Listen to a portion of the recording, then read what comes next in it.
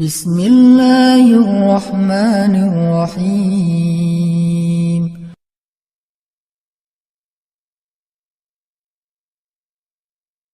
Bagaimana ikhlas itu bisa merubah sesuatu yang sedang kita alami, baik itu musibah ataupun itu anugerah.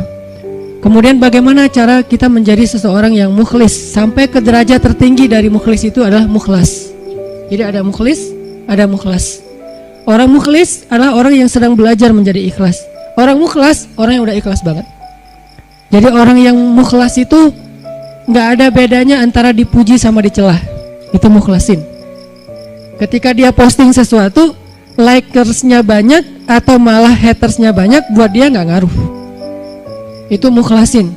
Nggak gara-gara dia yang nge-like dan komen positifnya disanjung banyak, jadi dia semangat. Terus giliran di hate sama orang lain, dicela sama orang lain, dia jadi kayak pundung gitu. Ini berarti sedang belajar mukhlis. Orang mukhlas nggak ada bedanya bagi dia antara emas dan batu. Sama di mata dia antara emas dan batu. Orang mukhlas sama di mata dia antara pujian dan celaan. Orang mukhlas sama di mata dia antara orang yang membalas kebaikannya atau justru mengkhianati kebaikannya. Dia tetap menolong orang tersebut. Ini mukhlasin, derajat tertinggi dari mukhlisin. Sehingga para anbiya kayak Nabi Yusuf, Nabi Musa, Allah menyebutnya mereka adalah mukhlasin. Wadhkur fil kitabi Musa innahu kana mukhlason wa kana rasulan nabiyya. Salah satunya, coba kalian ingat kisah tentang Musa. Musa adalah seorang hamba yang mukhlason, mukhlas banget, yang udah gak ada bedanya dipuji orang, dicela orang, diikuti orang, ditinggalkan orang, buat dia gak beda. Dia tetap berbuat baik, dia tetap taat kepada Allah. Gak ada bedanya ketika dia berhijrah, kemudian hijrahnya ini menguntungkan atau hijrahnya ini menjadi ujian.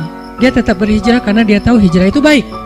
Dia tetap jujur karena jujur itu baik. Gak ada bedanya ketika dia jujur menguntungkan atau jujur malah jadi ujian. Saya gak bilang merugikan ya, karena jujur gak mungkin rugi, taat gak mungkin rugi, taubat dan hijrah gak mungkin rugi, cuman ujian.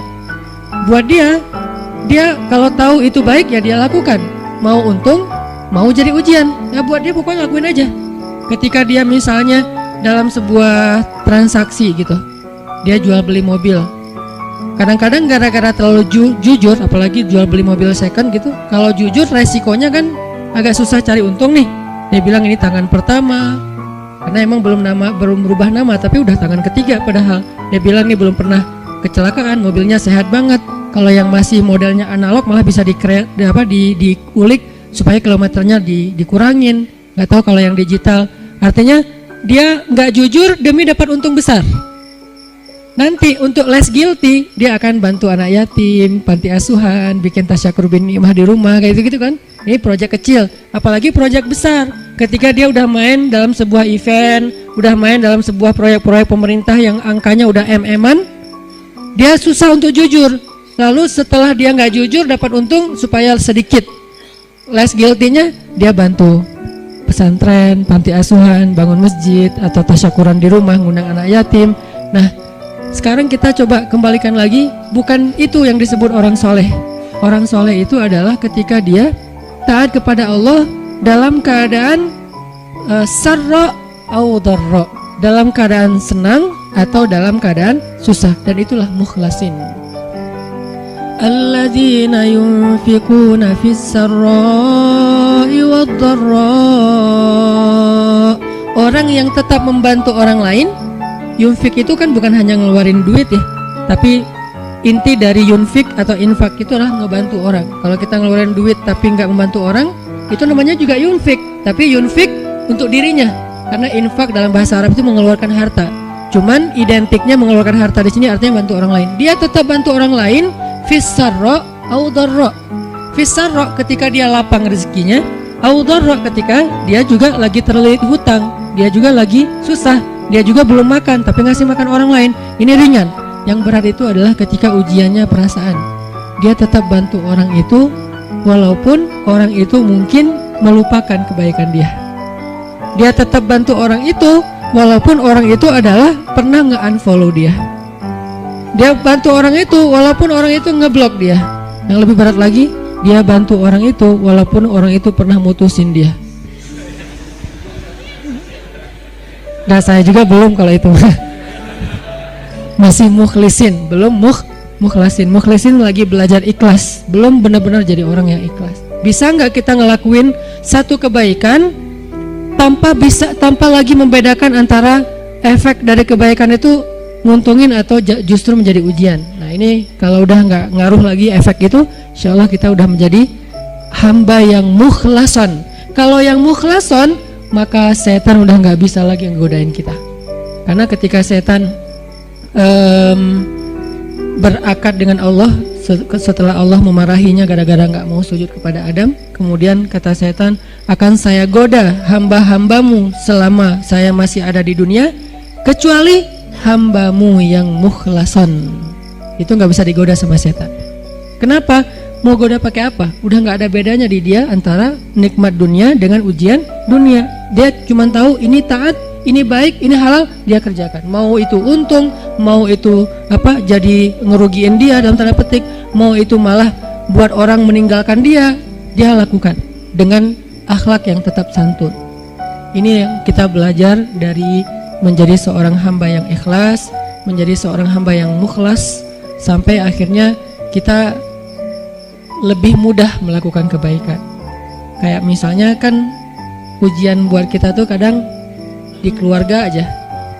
Ada anak yang bilang, Ustadz, memang masih pantas saya berbakti sama ayah yang dulu pernah ninggalin saya, nggak nafkahin saya, zalim sama saya, pernah nyakitin fisik saya, dan segala macam. Kan ada pertanyaan gitu kan kita sebagai anak.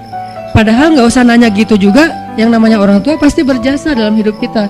Dan sepanjang hidup kita berbakti kepada mereka, itu belum bisa ngebayar satu aja pengorbanan mereka untuk kita.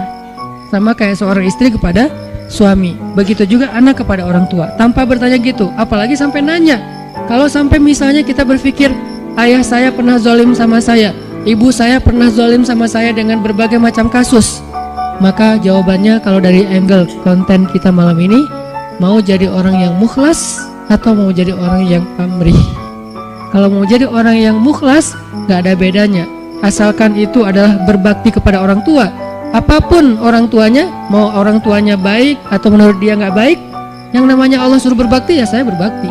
Orang saya kan ngelakuinnya karena Allah, berakatnya kepada Allah, bukan kepada makhluk. Itu kan inti dari ikhlas, berakad dengan Allah, bukan berakad dengan makhluk. Kalau berakad dengan Allah maksudnya apa? Berarti kita minta rewardnya dari Allah, minta apresiasinya dari Allah, minta kebaikannya dari Allah, bukan dari makhluk. Yang kita harapin like dari Allah, yang kita harapin di repost oleh Allah. Karena ada sahabat-sahabat yang captionnya pernah di repost sama Allah di Al-Quran. Salah satu sahabat yang captionnya di repost siapa? Umar bin Khattab, 3 kali di repost oleh Al-Quran. Itu keren banget, sampai ada sahabat captionnya dia di repost oleh Al-Quran. Jadi ayat itu mengulang kembali kata-kata Umar. Salah satunya di surat At-Tahrim, kemudian nanti ada di surat Al-Anfal, kemudian ada juga di surat Al-Ahzab. Allah nge-repost kata-kata Umar bin Khattab. Ini menunjukkan bahwa ikhlas banget, yang diharapin adalah reward dari Allah, apresiasi dari Allah, anugerah dari Allah, hadiah dari Allah, kebaikan dari Allah. Ustadz, kalau misalnya nggak berharap apa-apa bahkan dari Allah, itu bukan ikhlas. Karena makna ikhlas itu bukan tidak berharap apa-apa. Makna ikhlas itu murni. Arti murni berharap hanya kepada Allah. Karena kalau sampai kita nggak berharap surga, nggak berharap dibebaskan dari azab neraka, nggak berharap dibantu oleh Allah, itu bukan ikhlas. Itu apa Ustadz? Itu istaghna. Ini ada sedikit yang harus kita perbaiki dari persepsi tentang makna ikhlas. Apa bedanya ikhlas dengan istaghna? Kalau ikhlas tidak berharap kecuali kepada Allah. Kalau ke Allah dia berharap surga. Allah sendiri yang menjanjikan kan, wa'adallahu alladhina amanu, misalnya wabashshiril ladzina amanu wa amilus solihat anna lahum jannat. Ayat kayak gitu kan banyak banget di Al-Qur'an ya. Allah menyediakan untuk mereka ampunan, Allah menyediakan untuk mereka surga, Allah menyediakan untuk mereka kebaikan. Wa may yattaqillaha yaj'al lahu makhraja wa yarzuqhu min haitsu la yahtasib, yukaffir anhu sayyiati wa yu'dhim lahu ajra, yaj'al lahu min amrihi yusra. Ayatnya banyak banget. Kalau Allah udah nawar-nawarin terus kita bilang, "Dah saya mah enggak butuh itu namanya istaghna. Istaghna arti bahasanya merasa enggak butuh. Terjemahan lebih umumnya lagi, sombong. Jadi kalau kita nggak berharap apa-apa ke Allah, justru Allah tuh nggak suka. Bukan Allah salut, hebat ya hamba ini ya, ngelakuin kebaikan nggak berharap apa-apa. Enggak, itu Allah nggak suka. Kalau kita ke teman, kita suka, karena ketika dia berharap sesuatu ke kita jadi beban. Kalau Allah itu nggak jadi beban. Jangan samakan Allah dengan makhluk. Ketika kita berharap terus Allah jadi beban. Ntar dulu saya mau cuti, kenapa? Bebannya banyak banget, semua orang berdoa ke saya. Kan nggak gitu Allah. Masa ketika kita berdoa Allah jadi beban? Bukankah Allah berfirman, kullu yaumin huwa fi sya'an?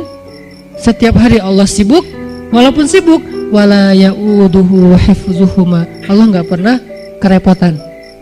Wala ya'uduhu hifzuhuma. Allah nggak pernah kerepotan untuk memelihara, menjaga dan memberikan hak huma, langit dan bumi dan apa yang ada di dalamnya.